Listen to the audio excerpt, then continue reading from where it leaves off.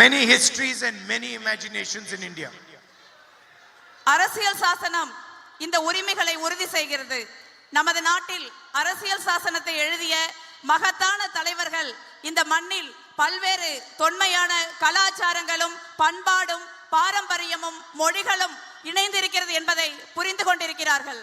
One such civilization is the Tamil civilization.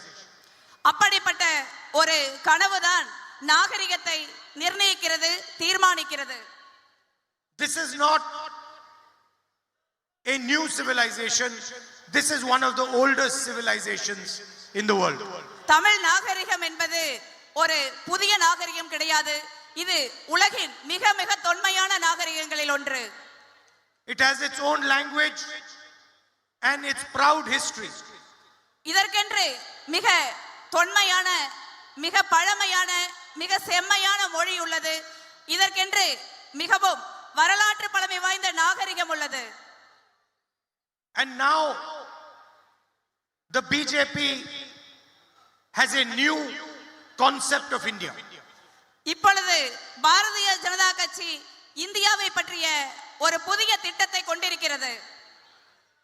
They openly state that there is one idea, one nation, one language, one history. அவர்கள் பாரதிய ஜனதா கட்சியினர் ஒரு தேசம், ஒரு மொழி, ஒரு வரலாறு, ஒரு சித்தாந்தம் என்று இப்பொழுது வெளிப்படையாகவே பேசுகிறார்கள். If there is only one history in India, then what about the history of the Tamil people? இப்போ இந்தியாவில் ஒரே ஒரு வரலாறு தான் இருக்கும் என்றால் தமிழ் மொழியின் வரலாறு எங்க இருக்கிறது அதில்? What about the history of the Kannada people? Karnataka மக்களின் வரலாறு எங்க இருக்கிறது அதில்? What about the history of the Maharashtrian people? Maharashtra மக்களின் வரலாறுக்கு எங்கே இடம் இருக்கிறது? What about the history of the Manipuri people? Manipur மக்களின் வரலாற்றுக்கு எங்கே இடம் இருக்கிறது? They want that all these histories should be subservient to their idea of history. Bharatiya Janata கட்சி இந்தியாவில் உள்ள அனைத்து மாநிலங்களின் வரலாற்றும் தங்களுக்கு அடிபணிய வேண்டும், தங்கள் சித்தாந்தத்திற்கு கீழ் சிதைக்கப்பட வேண்டும் என்று விரும்புகிறார்கள். They want all Indian languages to be subservient to their idea of the Indian language. அனைத்து மாநிலங்களின் சிறப்பு வாய்ந்த மொழிகளும் தங்களது நோக்கத்திற்கு கீழே அடிமைப்படுத்த வேண்டும் என்று பாரதிய ஜனதா கட்சி நம்புகிறது. This is a clash of two visions of India. This is a clash of two different visions of India. இது இந்தியாவின் இரண்டு சித்தாந்தங்களுக்கிடையே, இரண்டு மதிப்பீடுகளுக்கிடையேயான போராட்டமாக உருவெடுத்துள்ளது. We say that each state should run itself. நாங்கள் ஒவ்வொரு மாநிலமும் தங்களை தாங்களே ஆண்டு கொள்ள வேண்டும், அதற்கான உரிமை அவர்களுக்கு உள்ளது என்று நம்புகிறோம். And they say all states should be subservient to one political organization called the RSS. அவர்கள் நினைக்கிறார்கள், பாரதிய ஜனதா கட்சியை சேர்ந்தவர்கள் நினைக்கிறார்கள், அனைத்து மாநிலங்களும் ஆர்எஸ்எஸ் சித்தாந்தத்திற்கு கீழே அடிபணிந்து நிற்க வேண்டும் என்று அவர்கள் எதிர்பார்க்கிறார்கள்.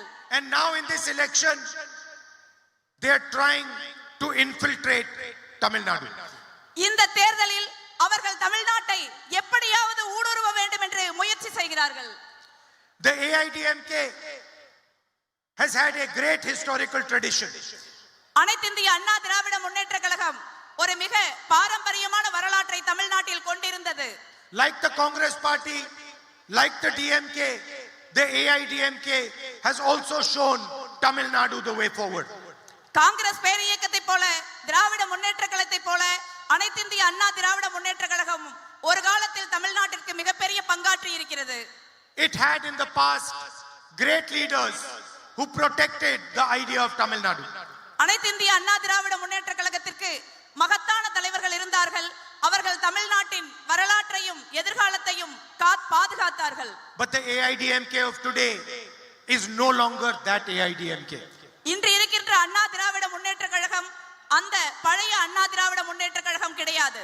The AIDMK of today is a hollow shell. அனைத்து இந்திய அண்ணா திராவிட முன்னேற்ற கழகம் என்பது இன்று ஒரு தத்துவார்த்தமற்ற வெற்று கூடாகி விட்டது.